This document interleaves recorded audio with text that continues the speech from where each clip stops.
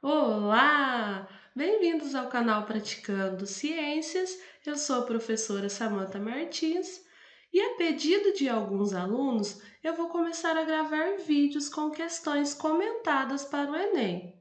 Estes vídeos eles vão ser divididos por área de conhecimento na biologia e eles vão estar disponíveis no meu canal Praticando Ciências toda semana. Espero que vocês gostem e que possa ajudá-los. Antes de iniciar o vídeo com as questões, eu quero mostrar para vocês algumas dicas de como estudar a biologia para o Enem. A primeira dica é leitura, foco total. Marquem as principais ideias do tema que você está estudando. Essa é uma forma de relacionar a questão com o conteúdo da disciplina. Segunda dica, correlacionar as disciplinas. Por quê?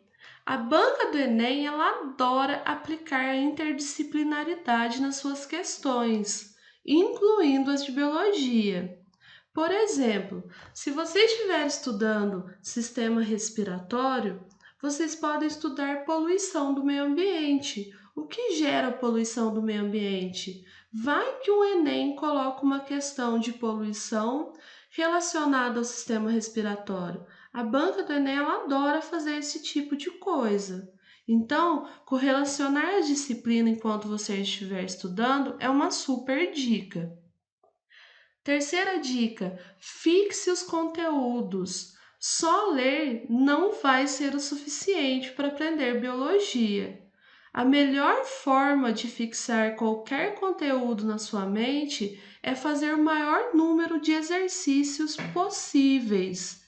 Não esqueçam também de conferir o gabarito, porque ele é um diagnóstico do seu conhecimento. Assim você pode analisar as questões que você errou e intensificar o estudo nas matérias que você ainda não domina totalmente. Atenção às pegadinhas. As questões de biologia do Enem, elas são conhecidas por ter uma alternativa absurda. É aquele item que só de bater o olho você já sabe que não pode ser a resposta correta. Geralmente, essas alternativas elas vêm com termos nunca, sempre ou não. As famosas pegadinhas, elas estão ali para induzir a gente ao erro. Tenha atenção então aí redobrada para que esses detalhes não passem batidos na hora de fazer os exercícios. A próxima dica é provas antigas. Eu costumo dizer para os meus alunos que as provas antigas, elas são suas amigas. Fazer as edições anteriores do vestibular, do Enem, é uma boa estratégia de estudo. Essa dica, ela não vale apenas para Enem, vestibular, ela vale para qualquer tipo de prova que você for fazer na sua vida. Pessoal, aí vocês me perguntam, mas quais as questões de biologia que mais aparecem no Enem?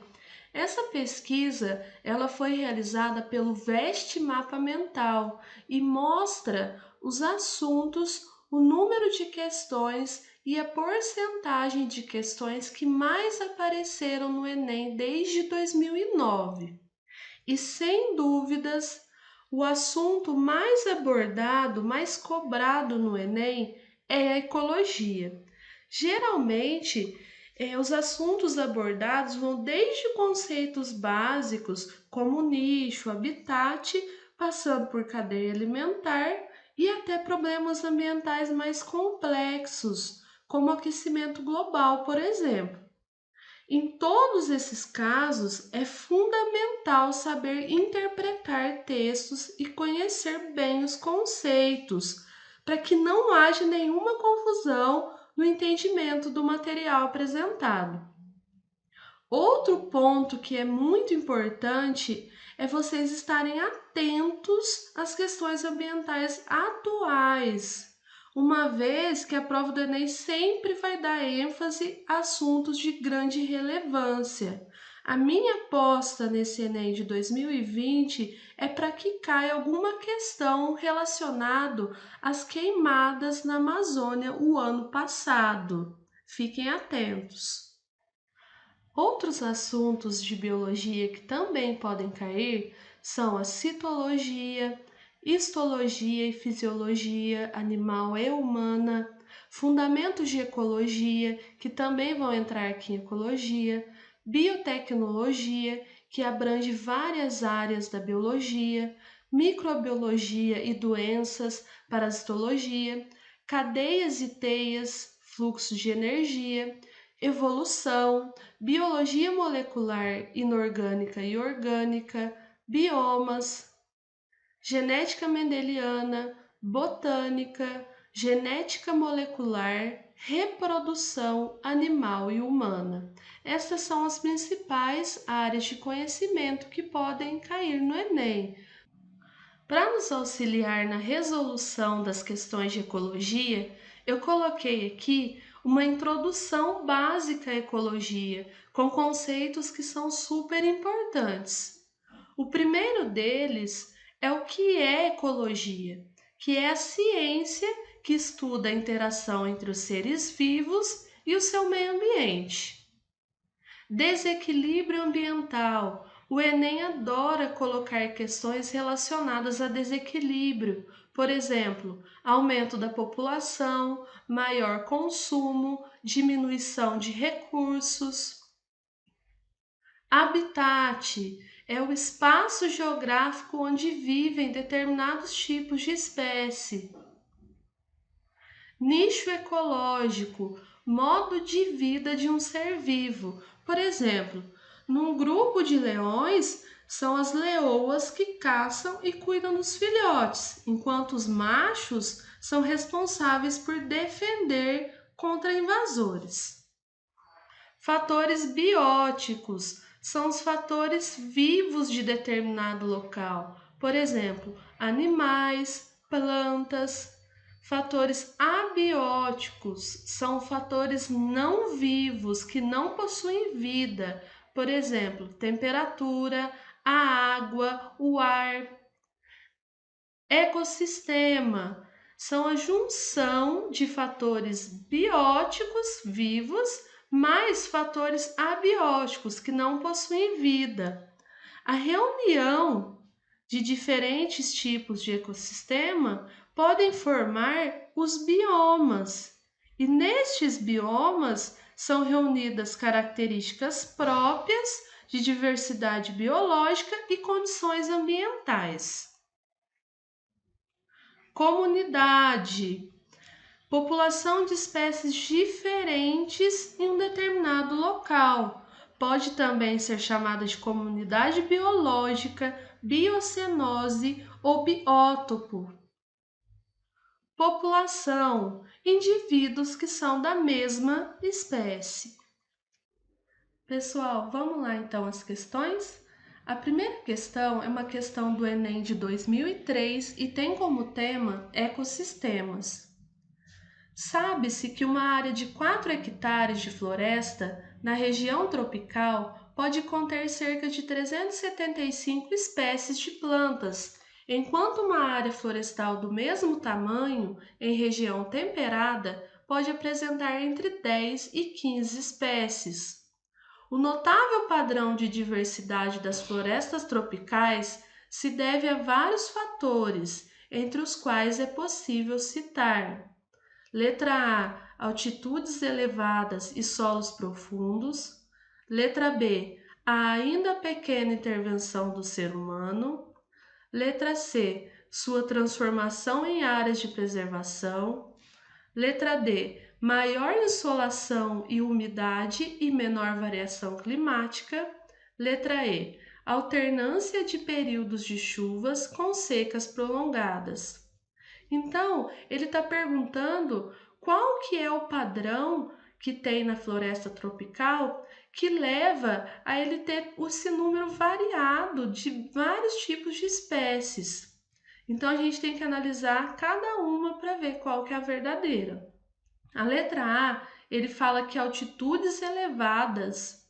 Altitudes elevadas não são características de lugares onde tem números grandes de espécies. Então, essa resposta é falsa.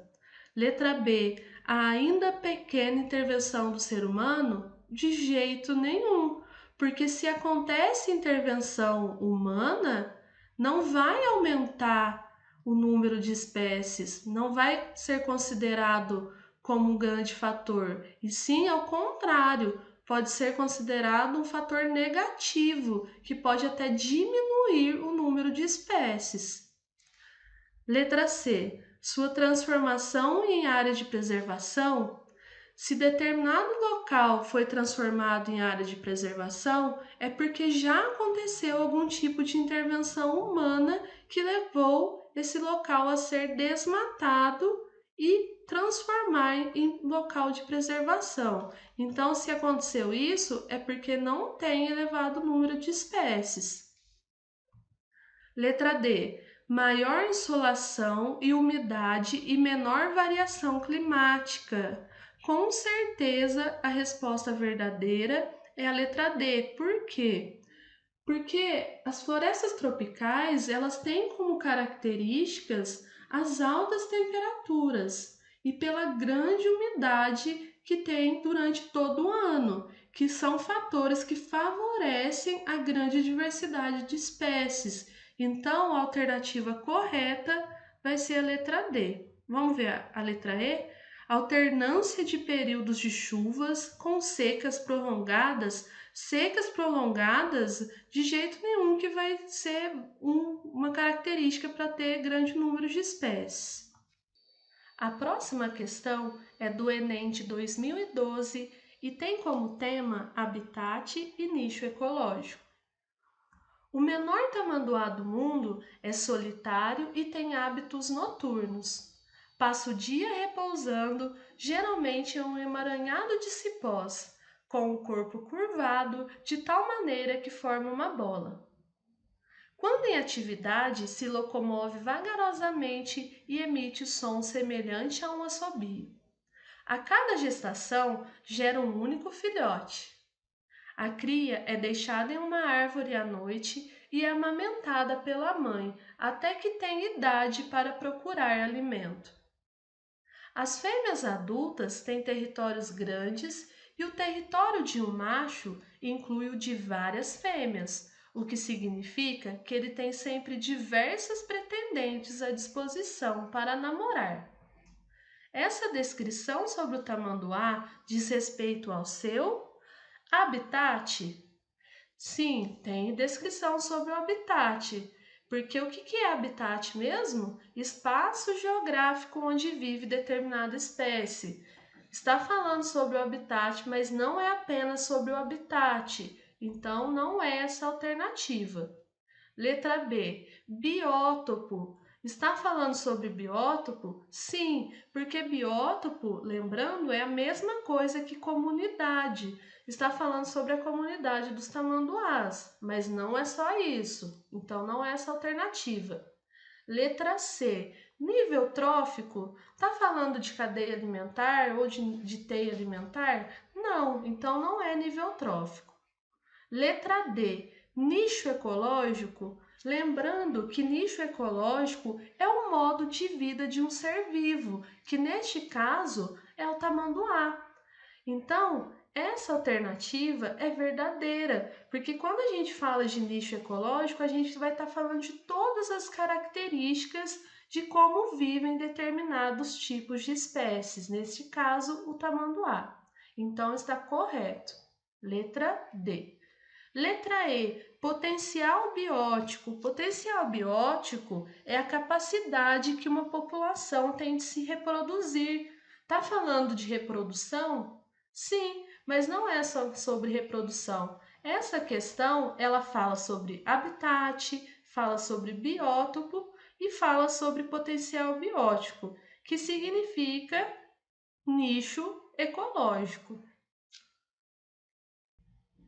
A questão de número 3 é do Enem de 2011 e tem como tema habitat e nicho ecológico do Aedes aegypti, transmissor do vírus da dengue. Lembrando que o Enem adora abordar questões que são relacionadas à dengue, fiquem atentos. Durante as estações chuvosas, aumentam no Brasil as campanhas de prevenção à dengue, que têm como objetivo a redução da proliferação do mosquito Aedes aegypti, transmissor do vírus da dengue. Que proposta preventiva poderia ser efetiva para diminuir a reprodução deste mosquito? Lembrando também, pessoal, que o Enem, ele adora perguntar medidas profiláticas quando se fala de doenças.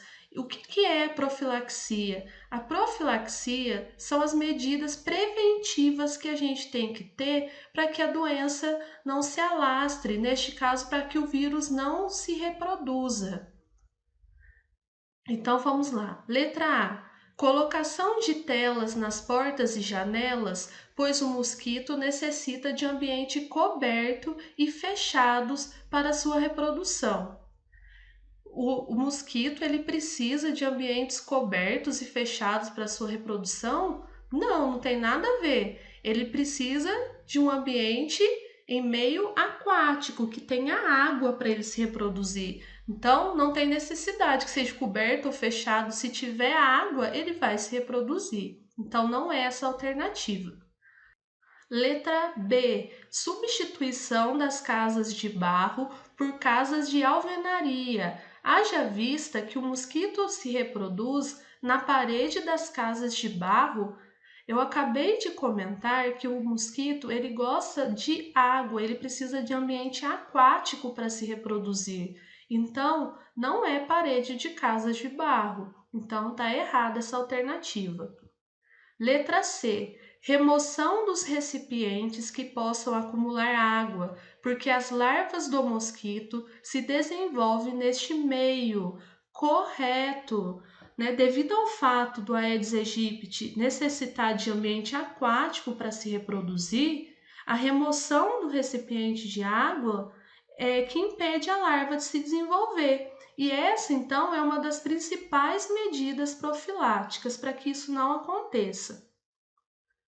Letra D. Higienização adequada de alimentos, visto que as larvas do mosquito se desenvolvem neste tipo de substrato. A larva deste mosquito não vai se desenvolver em substrato de alimentos, a gente já viu que é em ambiente aquático. Letra E. Colocação de filtros de água nas casas, visto que a reprodução do mosquito acontece em águas contaminadas. Pelo contrário, o mosquito Aedes aegypti ele gosta de água limpa, não de água contaminada. Então, a alternativa correta dessa questão é a letra C. A próxima questão é do Enem de 2016 e tem como tema a comunidade biológica, teia alimentar, sucessão e comunidade clímax. Neste caso, a gente vai ter um exemplo de comunidade aquática.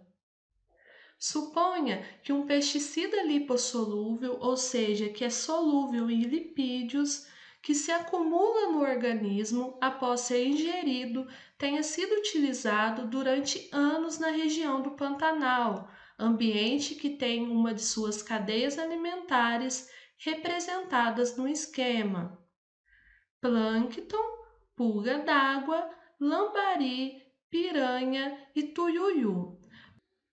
Antes então da gente continuar aquela questão, eu quero relembrar com vocês alguns conceitos sobre cadeia alimentar e também sobre a contaminação que é absorvida e concentrada pela cadeia alimentar, que pode ser chamada também de bioacumulação. Neste caso aqui, a gente tem um exemplo de cadeia alimentar aquática, né? Aqui muda para o humano, né? O consumidor quaternário, mas em grande parte para uma comunidade aquática. Essa água onde eles estão está contaminada por metais pesados ou agrotóxico. Então, esse primeiro organismo aqui, que é o organismo autótrofo, ou seja, ele produz o seu próprio alimento, ele faz fotossíntese. Neste caso, como é um ambiente aquático, esse organismo ele vai ser um plâncton. Aqui eles não colocaram, mas provavelmente é um plâncton. Então, ele, como é a base da cadeia alimentar aquática, ele é chamado de produtor. Então, este produtor aqui, ele vai servir de alimento para esse zooplâncton. O zooplâncton também é um tipo de plâncton, só que de origem animal. Então, ele é classificado como um organismo heterotrófico, porque ele precisa se alimentar de outro animal para sobreviver.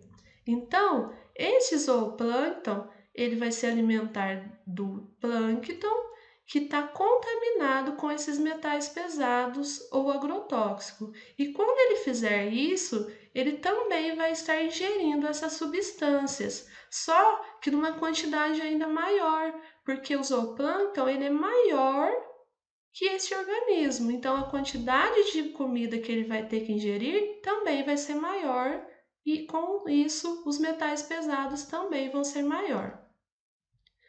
Estes peixes pequenos, eles são os consumidores secundários. Relembrando, produtor, consumidor primário, consumidor secundário, consumidor terciário, consumidor quaternário. São organismos heterotróficos, pois eles não produzem o próprio alimento. Estes peixes pequenos, eles vão se alimentar do zooplâncton, que são organismos que são menorzinhos. Então, ele vai ingerir uma quantidade de zooplâncton ainda maior. E essa concentração de metais pesados vai aumentando cada vez mais no organismo desses animais. Este peixe maior, ele também vai estar ingerindo metal pesado ou agrotóxico que vai estar presente nesses peixes menores, porque ele vai ingerir uma quantidade desses peixinhos razoavelmente grande. E esse humano, ele vai se alimentar desse peixe grande que foi acumulando a concentração cada vez maior de metais pesados ou agrotóxicos durante a cadeia alimentar todinha. Então, ele vai estar consumindo uma grande concentração de metais pesados ou agrotóxicos. Então, voltando à questão, vamos analisar essa cadeia alimentar. A gente tem um plâncton, que vai ser o produtor, a pulga d'água consumidor primário, o lambari consumidor secundário, a piranha consumidor terciário e o tuiuiu quaternário. Um pesquisador avaliou a concentração do pesticida nos tecidos de lambaris da região e obteve um resultado de 6,1 partes por milhão, ppm. Qual será o resultado compatível com a concentração de pesticida em ppm dos tecidos dos outros componentes da cadeia alimentar? A primeira coisa que a gente tem que fazer é observar que a cadeia alimentar, a energia ela diminui de um nível trófico para o outro e que as substâncias tóxicas, como os pesticidas, eles podem ser acumulados por amplificação biológica, por bioacumulação. Sendo assim, a gente precisa procurar na tabela valores crescentes do pesticida, sendo os dois primeiros menores do que 6 ppm e os dois últimos maiores. Por quê? Porque 6,1 ppm é o que? É o lambari. Ele deu essa informação aqui. Então, a pulga d'água e o plâncton, eles vão ter que ter uma concentração em ppm menor que 6,1. E a piranha e o tuiuiu vão ter que ter uma concentração de ppm maior que 6,1. Vamos ver, então, qual das alternativas que possuem essas informações. A letra A, já não é. A gente já pode excluir ela, nem ler o restante. Assim a gente até ganha tempo. No Enem é importante isso, a gente ganhar tempo. O plâncton 15,1? Claro que não. A gente viu que os índices de pesticida, eles vão aumentar de 6,1 a partir de quem? Do lambari. Então, a concentração do plâncton não pode ser de 15,1, tá errado. O plâncton 6,1 também tá errado, a gente já pode excluir essa alternativa, porque aqui tinha que ser um número menor. Letra C, plâncton 2,1. Ah, beleza, até então tá certo. Pulga d'água 4,3, tá certo. Piranha 10,4, porque a piranha ela tem que ter um número maior que 6,1, que é do lambari. Então tá certo. Tuiuiu 14,3. Então tá certinho. Essa alternativa seria a correta. Ó, vamos analisar as outras. Aqui, letra D, plâncton 2,1, até então correto. Pulga d'água 3,9, piranha 4,1, aí já deu errado, porque aqui tinha que ter um número maior do que 6,1. Letra E, plâncton 8,8. Opa, já deu errado, porque é maior que 6,1, que tem quem? O lambari. Então, só que para a gente responder essa questão, a gente tem que entender um pouquinho sobre bioacumulação e cadeia alimentar, porque senão a gente não iria conseguir responder essa questão. E eu aposto muito que o Enem continue com essa estatística de colocar questões relacionadas à bioacumulação nas cadeias alimentares, porque pode abranger vários temas na biologia.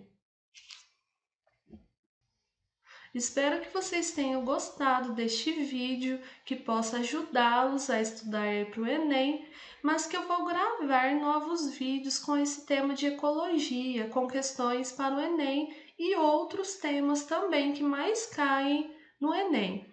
A gente abordou hoje vários temas, conceitos básicos de ecologia, ecossistema, habitat, nicho ecológico, cadeia alimentar e bioacumulação.